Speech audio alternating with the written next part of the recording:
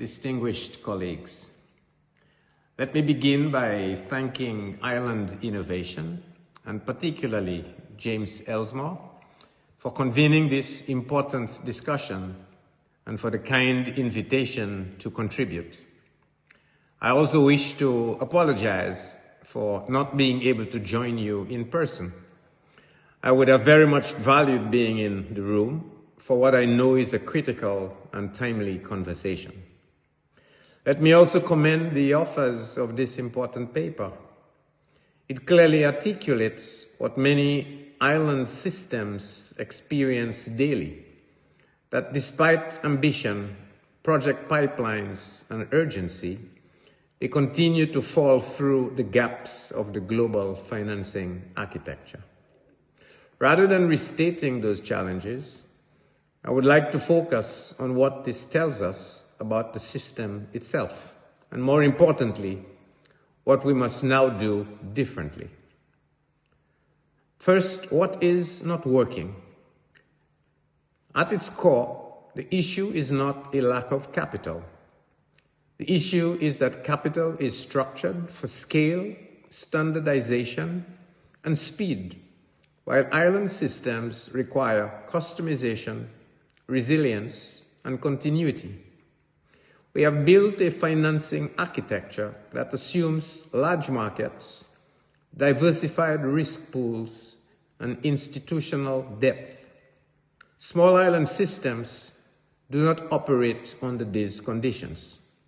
Instead, they operate as single-buyer energy systems, high-cost infrastructure-dependent economies, and climate-exposed environments where resilience is not optional, rather it is existential. Yet the system continues to prioritize new technology, even experimentation, over deployment of proven system infrastructure, continues to prioritize complexity over accessibility, and short-term project cycles over long-term system transformation. This creates a fundamental mismatch. As the paper highlights, islands are often eligible in theory, but excluded in practice due to incompatible criteria, fragmented access points, and administrative burdens that small utilities simply cannot absorb. In systems terms, we are observing outcomes at the systems level, but intervening at the level of isolated instruments. And that will not work. It is as if we choose to not solve the problem in its entirety. So, what needs to change? What is required is not incremental reform. It is a reconfiguration of how we think about development finance for small systems. There are three shifts that are essential. First, a move from innovation first to infrastructure first. Island energy transitions are not experimental markets. They are resilience systems. This means financing must prioritize grid stability, storage, redundancy, and energy security as standalone fundable priorities. Second, from eligibility to accessibility. It is no longer sufficient for programs to exist. They must be navigable, predictable, and proportionate to the institutional realities of small island administrations. Third, from fragmented instruments to integrated pathways. What islands do not need is a menu of disconnected options. Instead, they need end-to-end financing pathways, a systems approach that connects project design and preparation to capital deployment to long-term system support for resilience and sustainability. This is precisely the gap that institutions like the Development Bank for Resilient Prosperity, the Nature Bank, are designed to fill. namely to bring together affordable capital, technical support and resilience capacity, and innovative instruments, and bring those into a coherent system aligned with the realities of vulnerable economies. So what can we move in the next 12 to 24 months?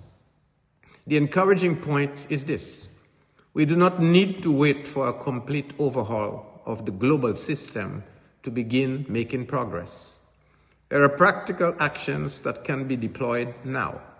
First, standardized, simplified access windows for island systems. A single entry platform with harmonized requirements would significantly reduce friction and transaction costs. Second, scaled blended finance structures. We already know the instruments: grants combined with concessional debt, first loss capital, technical assistance for project preparation, and resilience capacity to sustain systems performance.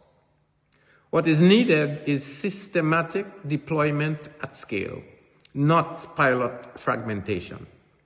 Third, we need dedicated credit lines for island utilities with longer tenors, grace periods, and pricing that is aligned with tariff realities, so that financing does not translate into unaffordable electricity costs. Fourth, risk mitigating mechanisms, guarantees, insurance, currency risk tools, and capacity to mitigate failure rates that recognize the structural characteristics of micro markets. And finally, fifth, pipeline development and project aggregation. Small projects, when aggregated, become investable portfolios. This is where partnerships between governments, utilities, and development institutions become critical. These are not theoretical solutions. They are implementable within the next 12 to 24 months if we align incentives and coordination. So what messages do we have for utilities and project developers? Let me close with a direct message to those utilities and project developers. The system must change, but there are also strategic steps you can take now. First, position projects within a systems narrative. Do not present isolated investments. Frame them as part of energy security, resilience, and long-term cost stability. Second, invest in data, project preparation, and enhanced feedback and adaptation tools. High-quality, credible data is no longer optional. It is the currency of access. Third, pursue partnerships early. Engage development banks, technical partners, and financing institutions at the design stage, not after. And finally, fourth, think in portfolios, not projects. Aggregation is key to unlocking capital. Let me end on this note. Small island systems are not marginal to the global energy transition. They are leading indicators of where and whether the system works at all. If financing cannot reach the most exposed, the most vulnerable, and the most structurally constrained, then the system itself requires redesign. The opportunity before us is clear: to move from a system that allocates capital efficiently to one that allocates capital effectively in ways that delivers resilience, equity, and long-term prosperity. That is the shift we are working towards through the Nature Bank. And that is the shift this moment demands. Finally, I am pleased to share that I am coordinating with the organizers, including James Elsmore and the Island Innovation Team, to convene a special virtual session with those present today to continue this discussion, but more importantly, to explore practical pathways for collaboration and implementation. Thank you very much.